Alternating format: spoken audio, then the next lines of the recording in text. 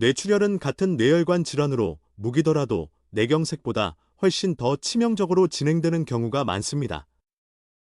일반적으로 뇌경색은 혈관이 막혀 혈류가 끊기면서 문제가 시작되지만 뇌출혈은 혈관이 실제로 터지면서 뇌 안으로 피가 쏟아져 들어갑니다. 이 차이는 단순히 발병 방식만 다른 것이 아닙니다. 생존율과 후유장애의 정도, 그리고 회복 가능성까지 크게 갈라놓는 핵심 차이입니다.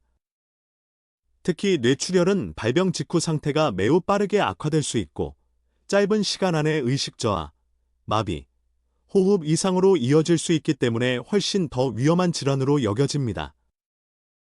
뇌경색도 결코 가벼운 병은 아니지만 뇌출혈은 그보다 더 높은 사망률을 보이며 살아남더라도 심각한 신경학적 손상을 남길 가능성이 큽니다. 이처럼 뇌출혈이 위험한 이유는 뇌라는 장기 자체의 구조적 특성과 깊이 연결되어 있습니다. 근육은 어느 정도 단단하고 탄성이 있어서 외부 충격이나 압력을 부분적으로 버텨낼 수 있습니다. 그러나 뇌는 전혀 다릅니다. 뇌 조직은 매우 부드럽고 연약하며 질감으로만 보면 단단한 장기라기보다 수분이 많은 젤이나 물에 가까운 성질을 가지고 있습니다. 그래서 뇌 안의 작은 혈관 하나만 터져도 그 압력이 국소 부위에만 머무르지 않고 주변으로 퍼져나가면서 순식간에 넓은 범위에 영향을 줄 수 있습니다. 혈관 밖으로 새어나온 피는 단순히 한자리에 고여 있는 것이 아니라 뇌라는 연약한 공간 안에서 압력을 형성하며 주변 조직을 밀어내고 짓누릅니다. 그 결과 처음에는 작아 보였던 출혈도 짧은 시간 안에 커다란 혈종으로 발전할 수 있고 이 혈종은 정상적인 뇌 기능을 담당하던 부위를 빠르게 무너뜨립니다. 문제는 여기서 끝나지 않습니다.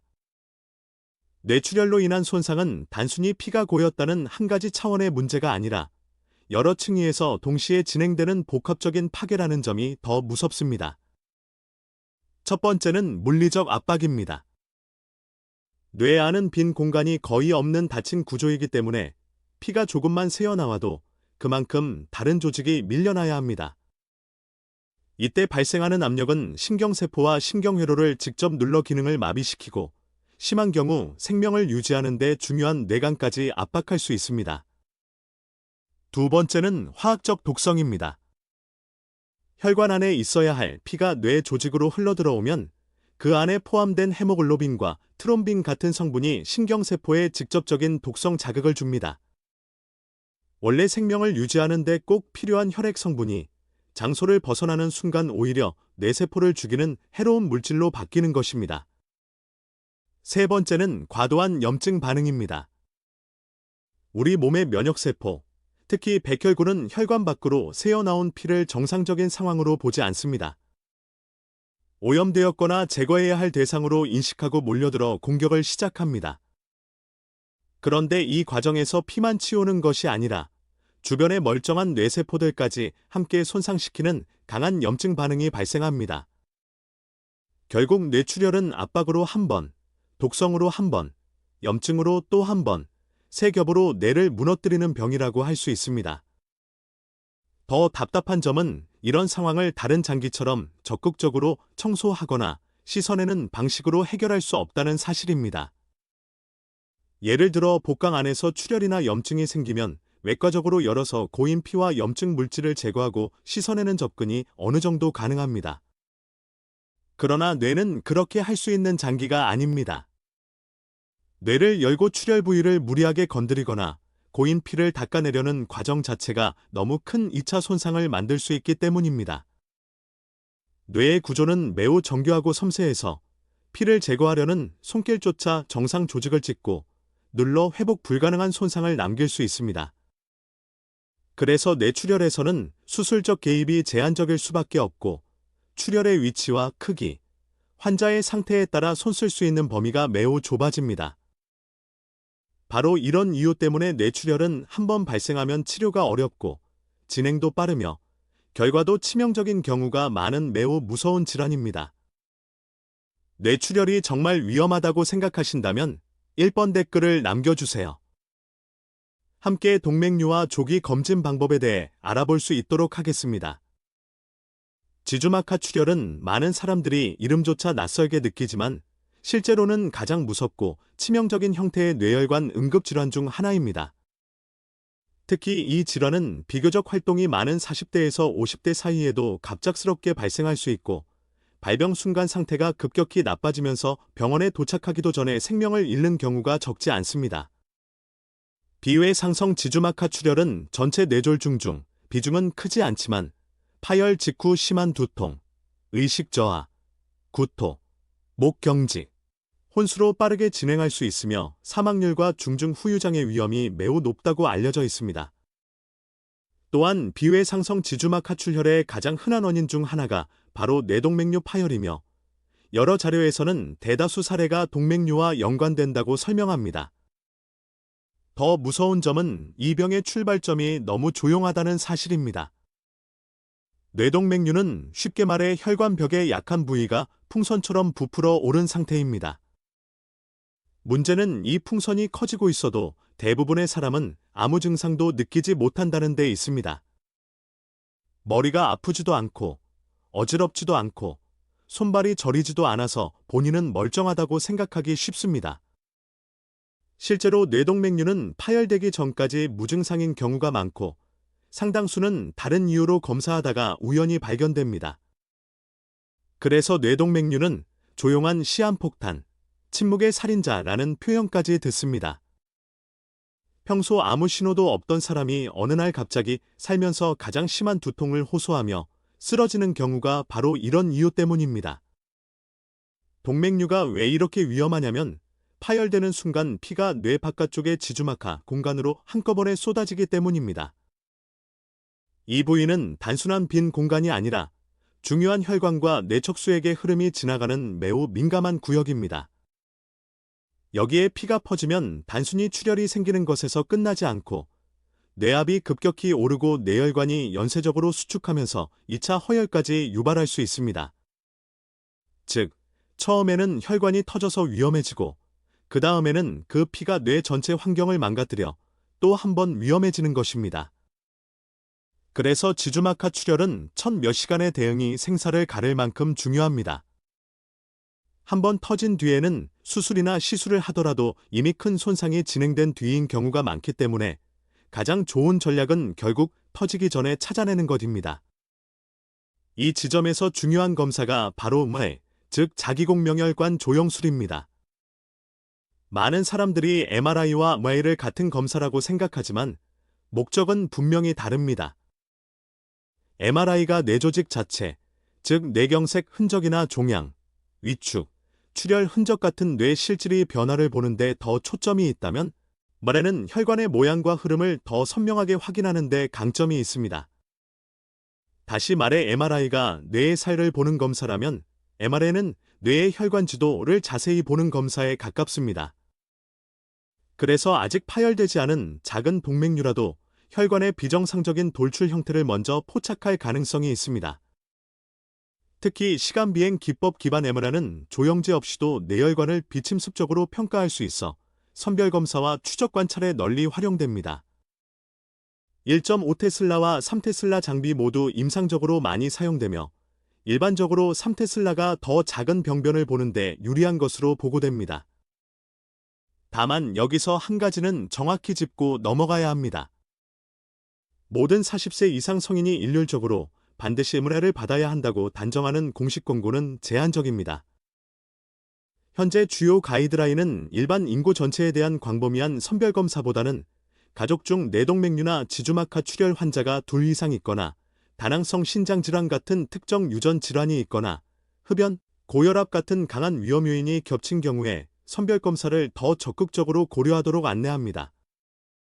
그렇지만 현실적으로는 40대 이후부터 혈관 질환 위험이 눈에 띄게 올라가고 동맥류는 무증상으로 숨어있는 경우가 많기 때문에 가족력이나 고혈압, 흡연력, 원인 불명의 반복 두통, 과거 혈관 질환 병력이 있다면 전문의와 상담의 MRI 필요성을 미리 따져보는 것이 매우 중요합니다.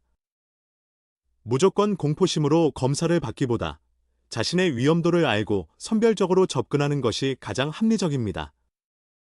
만약 MRI에서 동맥류가 발견되면 그 다음은 크기, 위치, 모양, 목의 넓이, 환자의 나이와 기저질환을 종합해 치료 여부를 결정하게 됩니다. 이때 많이 알려진 치료가 코일 색전술입니다.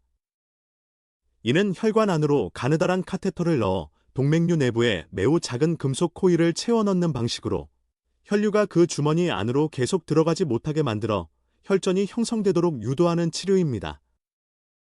쉽게 말하면 터질 가능성이 있는 풍선 안을 미리 메워서 더 이상 압력이 직접 걸리지 않게 만드는 것입니다. 경우에 따라 스텐트나 플로우 다이버터 같은 다른 기법이 필요할 수 있지만 핵심은 파열 전에 발견하면 이렇게 예방적 치료가 가능하다는 점입니다. 한번 터진 뒤 응급실로 실려가서 목숨을 건 치료를 받는 것과 터지기 전에 찾아내어 계획적으로 막아두는 것은 결과가 전혀 다릅니다. 비용 때문에 검사를 미루는 사람도 많지만 무조건 상급종합병원만 고집할 필요는 없습니다. 검사 장비와 판독 역량이 충분한 영상의학과 의원이나 건강검진센터에서도 머레를 시행하는 곳이 있으며 핵심은 이름값보다 장비 성능과 판독의 질입니다. 일반적으로 1.5테슬라 이상, 가능하면 3테슬라 장비를 갖춘 곳인지 확인하는 것이 좋고 검사 목적이 단순 MRI가 아니라 뇌 MRA라는 점을 분명히 말해야 합니다. 검사비를 아끼려다 해상도가 낮거나 목적이 다른 검사만 받고 안심해버리면 오히려 의미가 없어질 수 있습니다. 결국 가장 현명한 선택은 비싼 병원을 맹목적으로 찾는 것이 아니라 적절한 해상도의 장비와 신뢰할 수 있는 판독 체계를 갖춘 곳에서 필요한 검사를 정확히 받는 것입니다. 조용히 숨어 있다가 한순간에 인생을 바꿔버릴 수 있는 뇌동맥류는 증상이 없을 때 찾아내는 사람이 결국 가장 큰 위기를 피할 가능성이 높습니다. 동맥경화성 플라크, 즉 죽상경화반은 어느 날 갑자기 생기는 덩어리가 아닙니다. 겉으로는 멀쩡해 보이지만 혈관 안쪽에서는 아주 오랜 시간에 걸쳐 조용한 손상이 반복되고 그 위에 지방과 염증세포가 차곡차곡 쌓이면서 서서히 만들어집니다. 이 과정의 출발점은 혈관 안쪽을 덮고 있는 얇고 매끄러운 내피층의 손상입니다. 원래 이 내피는 혈액이 부드럽게 흐르도록 돕고 피가 함부로 달라붙지 않게 막아주는 보호막 역할을 합니다. 그런데 고혈압이 오래 지속되면 혈류의 압력이 끊임없이 혈관벽을 밀어붙이면서 이 보호막에 미세한 균열과 기능 이상을 만들 수 있습니다. 여기에 흡연, 당뇨병, 잘못된 식습관, 만성적인 대사 이상까지 겹치면 혈관 내벽은 점점 더 거칠어지고 염증에 취약한 상태로 변합니다. 죽상경화는 이렇게 내피 기능장애와 손상에서 시작되는 만성 염증성 혈관 질환으로 이해됩니다. 많은 사람들이 콜레스테롤을 무조건 해로운 물질로 생각하지만 사실 콜레스테롤 자체는 우리 몸에 꼭 필요한 성분입니다. 세포막을 만들고 여러 호르몬과 담즙산을 합성하는 데 필요하기 때문에 간은 원래부터 콜레스테롤을 만들어냅니다. 문제는 몸에 필요한 수준을 넘어서 혈액 속 지질단백 입자가 과도하게 많아질 때입니다. 특히 저밀도 지질단백 콜레스테롤이 높아지면 혈류 속을 떠다니던 입자들이 손상된 혈관 내벽 틈으로 스며들어 혈관벽 안쪽에 머무를 가능성이 커집니다. 그리고 그곳에서 산화되거나 변형되면 단순한 지방이 아니라 몸이 처리해야 할 문제 물질로 인식하는 대상이 됩니다. 미국 심장협회도 콜레스테롤이 다른 물질과 함께 혈관 안쪽의 플라크를 형성해 혈관벽을 두껍게 만들고 점차 혈관을 좁히고 뻣뻣하게 만든다고 설명합니다. 이때부터 진짜 무서운 일이 시작됩니다. 혈관벽 안으로 들어간 과잉지질을 처리하기 위해 대식세포가 몰려옵니다. 대식세포는 원래 우리 몸을 지키는 청소부 같은 백혈구인데 변형된 지방을 계속 삼키다 보면 내부가 지질로 가득 찬 거품세포로 바뀝니다. 처음에는 몸이 문제를 해결하려는 정상적인 방어 반응처럼 보이지만 지방이 너무 많아지면 대식세포는 점점 기능을 잃고 죽거나 터지면서 다시 염증 신호를 퍼뜨립니다. 그러면 더 많은 염증세포가 모이고 더 많은 지방이 쌓이며 혈관벽 안쪽에는 지방액과 세포 찌꺼기, 염증 매개물질이 섞인 불안정한 병변이 자라납니다. 이런 과정은 며칠 만에 끝나는 것이 아니라 수년에서 수십 년에 걸쳐 천천히 진행됩니다. 죽상경화는 단순한 지방 침착이 아니라 지질 축적과 면역 반응이 끊임없이 맞물리는 만성 염증 과정이라는 점이 핵심입니다. 시간이 지나면 혈관은 이 병변을 덮어두기 위해 일종의 뚜껑 같은 섬유성 막을 만들기도 합니다. 겉으로 보기에는 어느 정도 정리된 것처럼 보이지만 사실 그 안쪽에는 여전히 부드럽고 불안정한 지방액과 염증이 남아 있을 수 있습니다. 그래서 어떤 플라크는 천천히 커지면서 혈관을 좁혀 협착 증상을 만들고 어떤 플라크는 크기가 아주 심하지 않아도 표면이 약하고 내부 염증이 심해 훨씬 더 위험한 상태가 됩니다. 즉, 혈관이 많이 좁아졌느냐만이 중요한 것이 아니라 그 플라크가 얼마나 불안정하고 잘 터질 수 있는 상태냐가 더 중요할 수 있습니다. 특히 혈관이 갈라지는 지점이나 혈류가 불규칙하게 흔들리는 부위는 기계적 스트레스를 더 많이 받아 플라크가 잘 생기고 더 불안정해지기 쉽습니다. 이런 불안정한 플라크가 평소에는 아무 증상도 만들지 않다가 어느 순간 갑자기 큰 사고를 일으킬 수 있습니다. 혈압이 급격히 오르거나 혈관에 가해지는 스트레스가 커지면 플라크의 표면이 찢어지거나 터질 수 있습니다. 그렇게 되면 원래 혈액과 직접 닿아서는 안 되는 내부 물질이 혈류에 노출되고 우리 몸은 이것을 혈관 손상으로 받아들여 즉시 혈소판을 모읍니다. 혈소판은 빨리 막아야 한다는 신호를 받고 순식간에 달라붙고 응고 반응이 연쇄적으로 활성화되면서 혈전이 만들어집니다. 문제는 이 반응이 너무 빠르다는 점입니다. 작은 균열 하나에서 시작된 사건이 짧은 시간 안에 혈관 안을 거에 막아버릴 수 있고 이미 좁아져 있던 혈관이라면 그 속도는 더 빨라질 수 있습니다. 이렇게 형성된 혈전이 해당 부위를 완전히 막거나 일부가 떨어져 나가 더 가는 뇌혈관으로 날아가면 갑작스러운 허혈성 뇌졸중, 즉 뇌경색이 발생할 수 있습니다. 그래서 뇌경색은 단지 피가 끈적해서 생기는 병이 아닙니다. 오랜 세월 조용히 진행된 혈관 내벽 손상, 과잉 지질이 침투, 대식세포의 거품세포화, 만성 염증, 불안정한 플라크 형성, 그리고 마지막 순간의 파열과 혈전 형성이 한 줄로 이어져 터져 나오는 결과입니다. 겉으로 증상이 없다고 해서 혈관이 깨끗하다는 뜻은 아닙니다. 죽상경화는 조용히 진행되다가 마지막 순간에야 얼굴을 드러내는 병이기 때문에 더 무섭습니다. 오늘 멀쩡하던 사람이 내일 갑자기 말을 못하거나 한쪽 팔다리에 힘이 빠지는 이유도 바로 이 긴 잠복의 끝에서 혈관이 한순간에 막혀 버릴 수 있기 때문입니다. 결국 뇌졸중 예방의 핵심은 마지막 혈전만 보는 것이 아니라 그보다 훨씬 앞선 단계인 혈압, 흡연, 지질 이상, 식습관, 염증성 대사 환경을 함께 관리해 플라크가 만들어지고 불안정해지는 과정을 미리 끊어내는 데 있습니다. 경동맥 초음파는 복잡한 검사처럼 느껴질 수 있지만 실제로는 혈관 건강 상태를 비교적 간단하고 안전하게 확인할 수 있는 대표적인 방법입니다. 목 양쪽을 지나는 경동맥은 심장에서 올라온 혈액을 뇌로 보내는 아주 중요한 통로인데 이 부위는 죽상경화 변화가 비교적 잘 관찰되는 곳이기도 합니다. 그래서 경동맥 초음파에서 내막이 두꺼워졌거나 플라크가 보인다면 그것은 단순히 목혈관 하나의 문제가 아니라 전신 혈관계 전체에 동맥경화가 진행되고 있을 가능성을 시사하는 신호로 해석됩니다. 실제로 경동맥 플라크는 향후 뇌졸중과 심혈관 사건 위험과 관련이 있는 표지자로 널리 활용되며 무증상 경동맥 질환이 확인된 경우에도 혈압, 지질, 혈당, 흡연 같은 위험 요인을 더 적극적으로 관리해야 한다는 점이 강조됩니다. 중요한 것은 뇌졸중이 어느 날 갑자기 하늘에서 떨어지듯 생기는 병이 아니라는 사실입니다. 대부분의 뇌졸중은 오랜 시간 누적된 위험 요인이 서로 겹치고 증폭되면서 발생합니다. 고혈압은 혈관벽을 지속적으로 손상시키고 당뇨병은 혈관 내피 기능을 떨어뜨리며 흡연은 산화 스트레스와 염증을 높여 혈관을 더 거칠고 불안정하게 만듭니다. 여기에 이상 지칠혈증까지 더해지면 혈관 안쪽에는 플라크가 쌓이기 쉽고 결국 혈전과 혈관 폐색의 위험이 커집니다.